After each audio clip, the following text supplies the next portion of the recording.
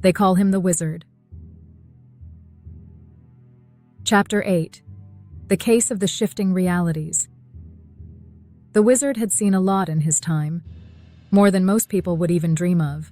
Time travel, parallel realities, encounters with extraterrestrial beings, and of course the occasional near-death experience.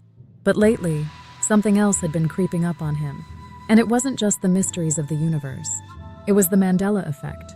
Now, if you'd asked the Wizard about the Mandela effect a few years ago, he might have waved it off with a chuckle, attributing it to faulty memory or the quirks of the mind. But after a few too many personal Mandela effects, he began to wonder if there wasn't something more to it, something much bigger. Something involving timelines, his timelines. It all started after he was poisoned. Or at least, that's what he remembered. One minute, he'd been at the carnival, enjoying an ice cream that may or may not have been spiked with something nasty, and the next, he was floating in a hospital bed, hovering between life and whatever lay beyond. When he finally came back into the waking world, things were off. Not drastically, just little things. Like his girlfriend or close friend, Aurora. Suddenly, her birthday wasn't the day he remembered. Must have been the poison messing with my memory, he'd thought at first, shrugging it off. But the years rolled by and the Mandela effects kept rolling in. One year, he called up his sister to celebrate their dad's birthday, only to be met with confusion. "Dad's birthday isn't today," she said matter-of-factly. "It's next week?"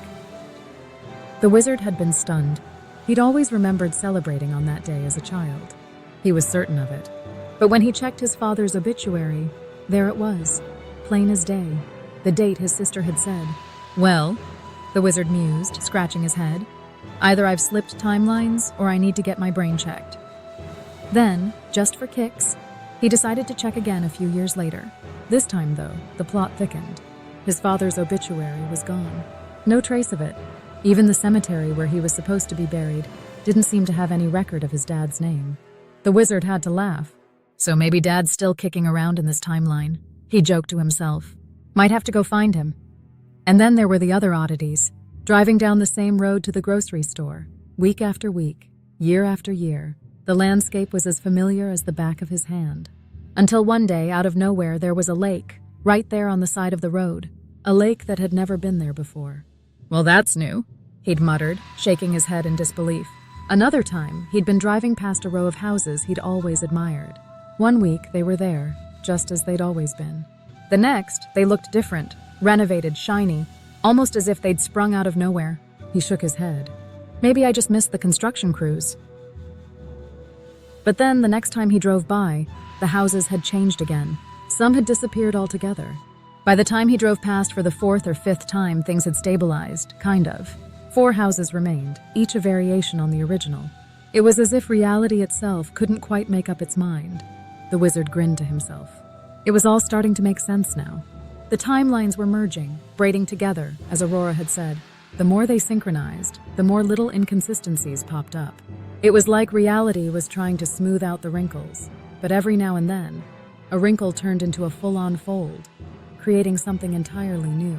"I bet everyone's feeling it," he thought, leaning back in his chair. "They just don't know what to call it." And that's when he had an idea. What if these little Mandela effects weren't something to be feared or worried about? What if they were just signs that the timelines were coming together, merging into something more harmonious? After all, the Wizard had spent a good chunk of his recent meditations focused on exactly that, bringing the timelines into alignment, uniting them with love, peace, and joy. "Maybe this is a good thing," he thought with a chuckle. "Maybe these little shifts are just the universe's way of ironing out the kinks." The Wizard decided that, rather than letting people freak out over these changes, he'd take a lighter approach. After all, who needed existential dread when you could just laugh at the absurdity of it all? So he began to spread the word, gently of course. "Noticed any strange little shifts lately?" he'd ask his friends with a grin. Maybe a birthday that changed or a house that wasn't where it used to be? Most people would look at him sideways at first, but soon enough they'd open up. "You know," one of them said, "I did think my favorite cereal box looked different the other day. I swear the logo's changed." "See?" the Wizard said, laughing. "It's not just you. The timelines are just getting their act together. Nothing to worry about." And before long, the people around him started to take it in stride. They began to embrace the little quirks of reality. laughing about the new lakes that popped up or the streets that seemed to shift overnight. The wizard even coined a phrase for it: timeline tangles. Whenever someone spotted a new Mandela effect, they'd joke, "Looks like we've got another timeline tangle on our hands." In the end, the wizard realized that life was full of surprises, some small, some big, but all of them part of the same beautiful, chaotic, ever-changing tapestry. And maybe, just maybe, these little timeline tangles were proof that things were headed in the right direction. After all, who wouldn't want to live in a world where lakes appeared out of nowhere and houses had a mind of their own? As he sat back, watching the sunset over that same road with the ever-shifting houses, the wizard smiled. "I wonder what'll pop up next," he mused, feeling more curious and excited than ever. Because in a universe full of infinite possibilities, the only thing you could count on was the joy of discovery. To be continued. Global Robotics Corporation. Global Robotics Corp.